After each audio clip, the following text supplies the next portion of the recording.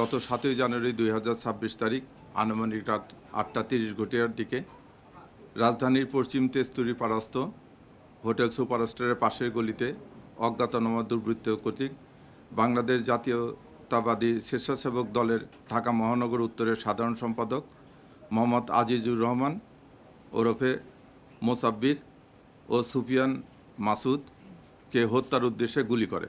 ঘটনার অব্যাহতি পরে আমরা ছায়া তদন্ত করার জন্য ডিবির বেশ কয়েকটি টিম আসামিদের শনাক্ত করা, যেহেতু এটা অজ্ঞাতনামা আসামি ছিল, আসামিদেরকে ওইভাবে কেউ আইডেন্টিফাই করা যাচ্ছিল না, তা আসামিদেরকে শনাক্ত, গ্রেপ্তার এবং হত্যার মোটিভ উদ্দেশ্যে কাজ শুরু করে।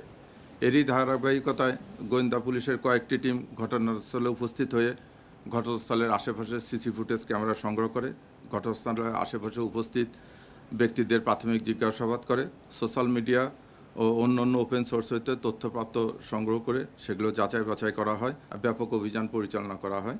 এই অভিযান পরিচালনা করে এ হত্যার সাথে সংশ্লিষ্ট দুইজন শুটারের একজন জিনাত পিতা আব্দুর রশিদ, তাকে গ্রেপ্তার করা হয়।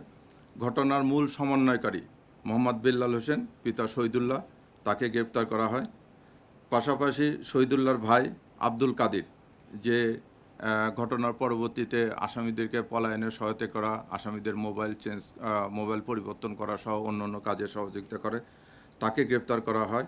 এবং ঘটনার আগে এই ঘটনা যে সংগঠিত করবে এ ব্যাপারে অপরাধীরা একটা রেকি করেছিল। এই রেকিতে সহায়তা করার জন্য মোহাম্মদ রিয়াজ নামে একজনকে আমরা গ্রেপ্তার করি। তাদের এবং এই গ্রেপ্তারকৃত ব্যক্তিদের কাছ থেকে একটা নাম্বার প্লেটবিহীন মোটরসাইকেল উদ্ধার করা হয়, যে মোটরসাইকেলটি হত্যাকাণ্ডে ব্যবহৃত হয়েছে। এছাড়া তাদের নিকট থেকে ৬,০০০ নগদ টাকা উদ্ধার করা হয়।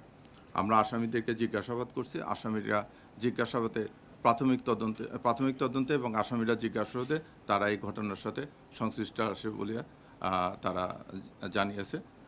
আমরা এখন তাদেরকে নিয়ে আসছি, আমরা টোটাল ঘটনাটা তদন্ত করতেছি।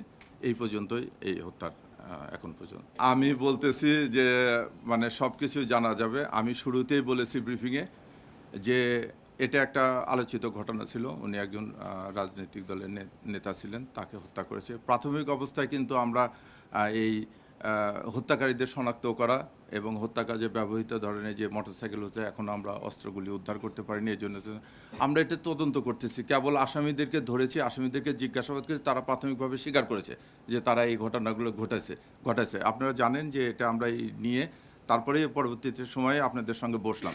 এগুলো আমরা সবই তদন্ত করে বের করব। এর তো অবশ্যই মোটিভ আছে বা এর নেপথ্যে যদি কেউ থাকে তাদেরকে আমরা খুঁজে বের করব। এটা তো ইনিশিয়াল স্টেজে আসামি শনাক্ত এবং তারপরে যে আসামি গ্রেপ্তার, এই তো একটু স্পেস দরকার, একটু সময় দরকার। সেই সময়টা তো আপনারা দেবেন। আমরা তো এটা অবশ্যই বের করব না। এটা এদের ওরকম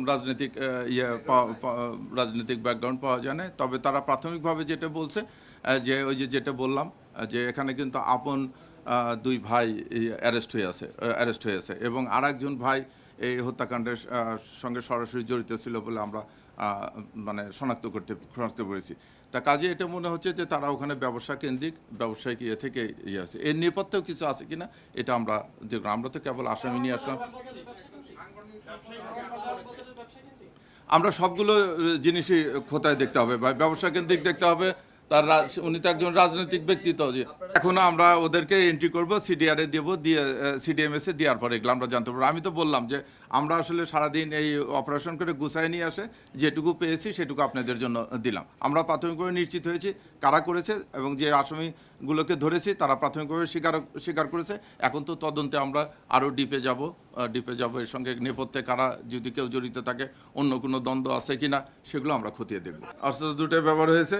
এখন ওই যে আপনি যেটা বললেন যে আমি বারবার একই কথা র ফর্মে আছি। এখন যদি আমি বলি যে ঘটনার পর এখানে নিয়ে যে ওখানে যে ব্যক্তিটার কাছে অস্ত্রটা দিয়ে আসছে সে জেনে যাবে যে পুলিশ তো ঘটনা বলে দিছে, ও কি করবে? হয় ওই যে আপনারা জানেন যে খুব রিসেন্টলি আমি যদি বলি হাদির যখন জেনে গেছে যে অস্ত্র ওই জায়গায় গেছে, নিয়ে যে বিলের ভিতর অস্ত্রটা ফালাই দিছে। তা আমি ওই জন্য আবারও বলতেছি যে আমি ক্ষমা চেয়ে নিচ্ছি যে তদন্তের স্বার্থে আমাদেরকে একটু রাখতে দেন, স্পেস রাখতে দেন।